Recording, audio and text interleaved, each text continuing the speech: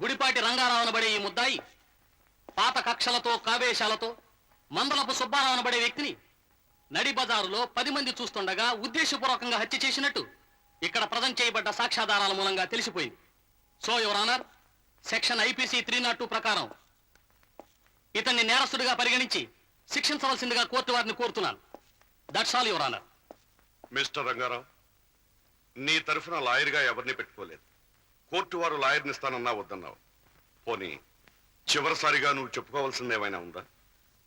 ఉందయ్యా. అయితే చెప్పు.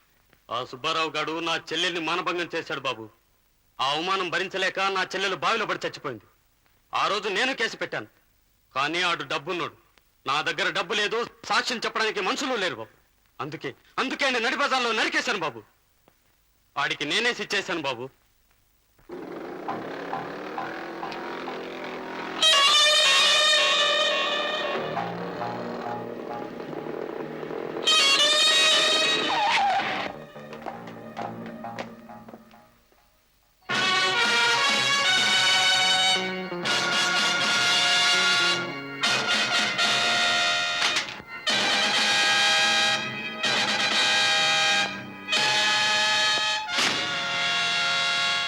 బాబాయ్, ఏంటి దారి కాసావు?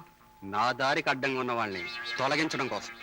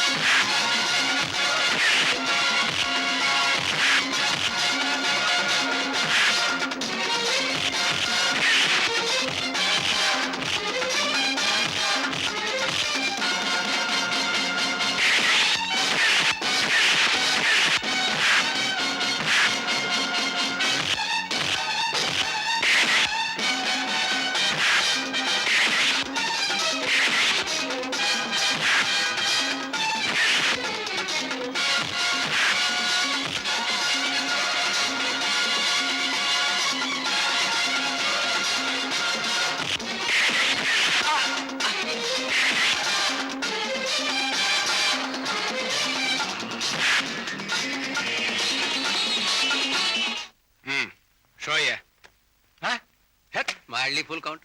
అబ్బా, దీంతో పావనమూర్తి గారు షో తిప్పడం వరుసగా 12వ సారి. పావనమూర్తి గారు, ఈ వార్త చదివారా? కోదండరామయ్య గారు లారీ కింద పడి చచ్చిపోయారట. కోదండరామయ్య గారంటే పావనమూర్తి గారు టొబాకో కంపెనీలో పార్ట్నర్ కదూ? అవునయ్యా, ఆయనే. ఆ లారీ కూడా పావనమూర్తి గారిదే. డ్రైవర్ గోడౌన్లో లారీ రివర్స్ చేస్తున్నాడు. కోదండరామయ్య గారు వెనక నిలబడి ఉన్నారు, చూసుకోలేదు. అంతే, లారీ పైకెక్కేసింది. Spot death. వెనక ముందు చూసుకోకుండా కళ్ళు మూసుకుని నడిచేవాడికి ఎవరికైనా స్పాట్ డెత్తే. పావనమూర్తి గారు లాంటి వారితో గొడవ పెట్టుకుంటే అంతే మరి. ఎప్పుడు ఏది గుద్దుతుందో ఎవరికీ తెలియదు. చాలా అధిక ప్రసంగం. ఎవడో మా బావగారు వస్తున్నాడు. హలో హలో, రావయ్యా న్యాయమూర్తి రా. పావనమూర్తి, నీకు 1,00,000 సార్లు చెప్పాను, నా పేరు న్యాయమూర్తి కాదు మధుమూర్తి అని పిలవమని. అదేనయ్యా నీకు నాకు వచ్చిన తేడా. నువ్వు ఇన్నిసార్లు చెప్పావా? అదేమిటో, నిన్ను చూడగానే న్యాయమంతా నీ ముఖంలో తాండవిస్తున్నట్టుగా కనిపిస్తుందయ్యా. రావయ్యా, గేమ్ వేద్దాం. వద్దులే. మధుమూర్తి గారికి తమతో ఆడితే ఓడిపోతానేమని భయం అండి. చచ్చా, ఓడిపోతాన్న భయం ఆయన ఇంటా ఉంటలేదు. నువ్వు లేకపోతే టేబుల్లో సరదా లేదయ్యా. రా కూర్చో. ఇప్పుడు కాదులే. ఆడొద్దులేవయ్యా, కూర్చో. నీతో ఏమిటి? మొన్న మా గోడౌన్లో యాక్సిడెంట్ జరిగింది, నీ తెలుసుగా? తెలుసు. మా పార్ట్నర్ కోదండరామని తప్పించమని చెప్పింది యథార్థానికి నేనే. నా మాటను మా డ్రైవర్ అక్షరాలా పాటించాడు. ఆ కేసు ఏదో నీ దగ్గరకు వచ్చిందనుకుంటాను. నువ్వు కాస్త చూడాలి. నేరస్తుడిని రక్షించమని నన్ను అడుగుతున్నావా? న్యాయమూర్తి నువ్వే కదయ్యా, నిన్ను అడగటంలో తప్పే ఉంది. తప్పే కాదు, నువ్వు చేస్తున్నది నేరం కూడా. ఒక నేరస్తుడిని రక్షించడానికి ప్రయత్నిస్తున్నందుకు నిన్ను కోర్టుకు లాగి శిక్షించే శక్తి నాకుంది. నువ్వా నన్ను శిక్షించరా? నీకు ఇక్కడ ఎవరైనా సాక్షి ఇస్తారో అడిగి చూడు.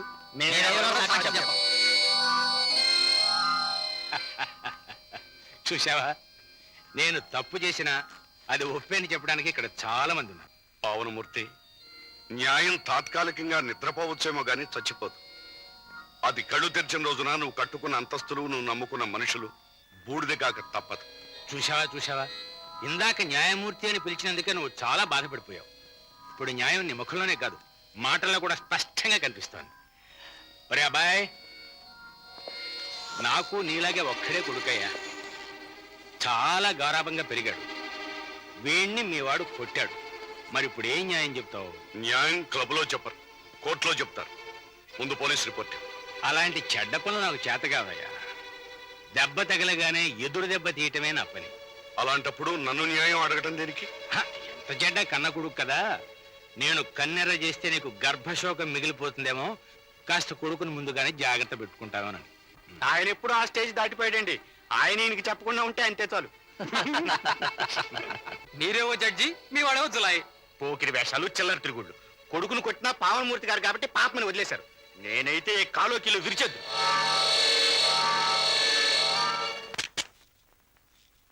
పూర్ణ, పూర్ణ, వస్తున్నానండి. ఎక్కడ నీ కొడుకు?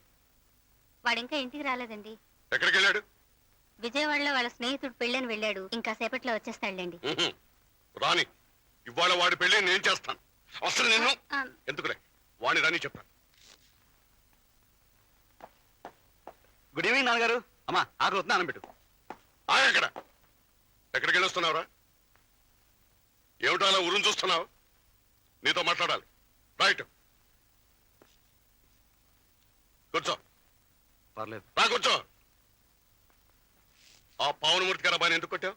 కొట్టాడా? ఎప్పుడండి? నువ్వు నోరు మూసుకునే జరిగే చూసుకోండి. ఎందుకు కొట్టావు? మా జువాలజీ లెక్చర్ గారు అమ్మాయి ఒక రోజు రోడ్ అంటే వెళ్తుంటే ఆ శాఖ చేపట్టుకుని. నీ పురాణాలు కదా నాకు కావాల్సింది. విషయం ఒక్క ముక్కలో చెప్పు. అదేమిటండి వాడు చెప్పేది నేను వినకుండా? నోరు మూసుకోమన్నానా? ఆ శేఖర్ గారు ఒక తప్పుడు పని చేశాడు. వాడు తప్పుడు పని చేస్తే పట్టు కొట్టాల్సిన పని నీరు కాదురా. వాళ్ళ అంతా చెప్పలేకపోయావా? వాళ్ళ నాన్న అంతకన్నా తప్పుడోడు. అందుకు నువ్వు కొట్టావన్నమాట. నన్ను కొడదామని మనుషులు తీసుకొచ్చాడు. వీడితో పాటు వాళ్ళకి కలిపి బాధేశాను. నువ్వు అంత మనగాడివా? నేను మొనగాడి కాను, మనిషిని. ఎవరైనా సరే ఇంకొకరికి అన్యాయం చేస్తూ కనిపిస్తే నేను సహించలేదు. ఆ తప్పును సరిదిద్ది వాళ్ళు మంచి మార్గంలో పెట్టిందాకా ఊరుకోను. విన్నావుటే, నీ కొడుకు మనుషులు మంచి మార్గంలో పెడుతున్నాడు. వెధవ, రౌడీ వెధలాగా ఒళ్ళు పొగరెక్కి వాళ్ళతో వీళ్ళతో పోటాడు పెట్టుకుని అదేమని అడిగితే ఆదర్శాలు ఆశయాలని మొండి సమాధానం చెప్పడం నేర్చుకున్నావు. 10 మందిలో నా పరువు పోతుంది. నేనేమో పెద్ద న్యాయాధిపతిని, నా కొడుకేమో జులాయి పోకిరే రౌడీ. ఊళ్ళో వాళ్ళంతా నవ్వుతున్నారు. తలెత్తుకోలేక చస్తున్నాను. ఉన్నా ఒక్క మాట, వాడు ఇంకొకసారి ఎవరైనా కొట్టినట్టు కానీ ఎవరితోనైనా గొడవ పెట్టుకున్నట్టు కానీ తెలిసిందో నేనేం చేస్తానో నాకే తెలియదు. తల్లి కొడుకులు ఇద్దరిని ఇంట్లో నుంచి గెంటేస్తాను. జాగ్రత్త. నా తప్పే లేదని చెప్పినా వినిపించుకోకుండా ఆయన ఇష్టం మాట్లాడుతుంటే నువ్వు ఎదురుగా ఉండి ఒక మాట అన్నావా? బాగుందిరా. చేసేదేమో నువ్వు, ఆయన తిట్టేదేమో నన్ను. మీ ఇద్దరి మధ్య నేను నలిగి వస్తున్నాను. పైగా నీ సాధింపోటే రా భోంచేద్దు గాని. నాకేం అక్కర్లేదు. ఒరే బాబు, అన్నం తినకుండా ఎక్కడికి రా? అబ్బబ్బబ్బబ్బబ్బా. ఒరే బాబు, ఒరే బాబు, నా మాట వినరా అన్నయ్య. పద్మా, ఏంటమ్మా, ఏం జరిగింది? నిన్నెవరైనా ఏమైనా అన్నారా? చెప్పమ్మా. వాడు ఎవడైనా సరే తవ్వి పాతేస్తాను. అదేం కాదన్నయ్య, 2 రోజుల నుండి ఈశ్వర నీకు ఒంట్లో బాగాలేదు. డాక్టర్ దగ్గర కూడా వెళ్ళలేదు. నాకేదో భయంగా ఉంది. ఒకసారి రా అన్నయ్య. 2 రోజుల నుంచి ఈశ్వర్ ఒంట్లో బాగుండకపోతే ఇప్పుడు చెప్పేది. పద. ఈశ్వర్, ఈశ్వర్. అరే రవీంద్ర బాబు గారా, నమస్కారం సార్. ఈ కుచేలుడి మీద ఇన్నాళ్ళకి దయగలిగిందా స్వామి? దయచేయండి. నోరు మూయవాయి, నాకు వేరే పనులు రాలేకపోయాను. సరే, నీకు ఒంట్లో బాగుండలేదట, ఎలా ఉందిరా? అవును, 2-3 రోజులుగా రవి గారు కనిపించబోయేసరికి దిగులుతో చిక్కి సగం అయిపోయాను. సరిగ్గా చెప్పరా. ఒంట్లో బాగుండకపోతే హాస్పిటల్కి వెళ్ళి డాక్టర్ చూపించాలి కానీ ఇలా ఇంట్లో కూర్చొని తగ్గిపోతున్నా? పద వెళ్దాం. అలాగే ముందు పద. మీరు ఇలా కూర్చోండి సార్, కూర్చోండి. ఏమిట్రా? అవును, నాకు జ్వరం తగిందని మీకెవరు చెప్పారు? ఇంకెవరు? పద్మ చెప్పింది. ఓహో, నాకు జ్వరం తగిలిందని చెబితే తప్ప మీ మనసు కలగదని, మీ దర్శన భాగ్యం కలగదని అనుకుంటుంది. అందుకే అబద్ధం చెప్పుకుంటుంది. ఏంటి అబద్ధమా? పద్మా, దొంగ, ఆగు. ఆగమంటాయ్. పద్మా, ఆగు. ఆగు. నాకు కొట్టేవాళ్ళక ఇంత అబద్ధం చెప్తావా? పద్మ, నువ్వు వెళ్ళి టీవీని పట్టరామా. రారా, కూర్చోరా. నమస్తే గారు. అమ్మా అమ్మా వస్తున్నాను రా. అమ్మా ఏమిట్రా? నా టమాటో ఏది? టమాటా ఏమిట్రా? అదే నా టమాటో రంగు చొక్కా. హ, ఇదిగోరా చొక్కాలో చొక్కా. అసలు నీకు ఇన్ని బట్టలు కుట్టించడమే పొరపాటు. 2 బనీళ్లు డ్రాయర్లు కొంటే ఇంట్లోనే పడి ఉంటావు. ఇంత గోచి కూడా పెట్టు, బాత్రూమ్ కూడా ఉంటాను. ఛ, వేధవ. ఏమే వస్తున్నానండి. ఏమే వచ్చేసానండి. ఏమే ఫ్లాప్స్ ఎక్కడ? ఫ్లాప్సా? ఓహో, ఆ తోకలా. ఇవ్వండి, కోడి జేబులోనే ఉన్నాయి. అమ్మా వస్తున్నాను రా. ఏమే ఇగో ఇప్పుడే వస్తాను, ఉండండి. అమ్మా అమ్మా అబ్బా ఏమిట్రా? ఐస్ క్రీమ్ ఏది? ఐస్ క్రీమ్ ఏమిట్రా? అదే నా క్రీమ్ కలర్ ప్యాంటు. ఇస్త్రీ పెట్టుకుని నలుగుతుంది, కాసేపు ఉండు. అప్పుడు నేను చేయాలి. ఏమే అవి వస్తున్నానండి. ఈ బట్టలన్నీ బీరువాలో సర్దు. నా వాళ్ళ కథలో సర్ది పెట్టు. ఏమే వస్తున్నానండి. మీ నాన్నగారు తిడతారా? ఇవన్నీ నేను సర్దుకోవాలి. నేను పెద్ద వచ్చేసానండి. ఎక్కడికి వెళ్ళావు? మీ అబ్బాయి దగ్గరికి. ఏమిటో తొందర? వాడేం పెద్ద కలెక్టరా? మీ నోటి వాక్యాన్ని అలాగే కానివ్వండి. ఇప్పుడు 2 బిడ్డలు తల్లిని అనుకుంటున్నాను. వాడు కలెక్టర్ అయితే 2 అధికారులు పని మనిషిని అనుకుంటారు. సర్లే మాటలు ఇచ్చావు కానీ తొందరకండి. గుడ్ మార్నింగ్ అత్తయ్య. ఏమే గీత, నిన్న ఒక రోజు చూడకపోతే నాకేదోలా ఉంటుందని తెలీదు. నిన్నంతా ఎక్కడికి వెళ్ళావే? మంగళగిరి కొండ మీద ఓ స్వాముల వారు వచ్చారని తెలిసింది అత్తయ్య. నా పెళ్ళెప్పుడు జరుగుతుందో తెలుసుకుందామని వెళ్ళాను. స్వాముల వారు ఏం చెప్పారో? ఉన్నదో చెప్పాడు. అమ్మాయి, నువ్వు ఒక మొండివాణ్ణి ప్రేమించావు. అతను ఎప్పుడు ఏం చేస్తాడో ఎవరికీ తెలియదు. నీ పెళ్ళెప్పుడు జరుగుతుందో నాకే తెలీదు, పొమ్మన్నాడు. కరెక్ట్. ఆయన చెప్పినట్టు వింటే నీ భవిష్యత్తుకి చాలా మంచిది. ఏమిట్రా మంచి? ఏ పెళ్లి చేసుకోవా? దీన్నా గుడ్ మార్నింగ్ మావయ్య. Good morning. నువ్వు రారా.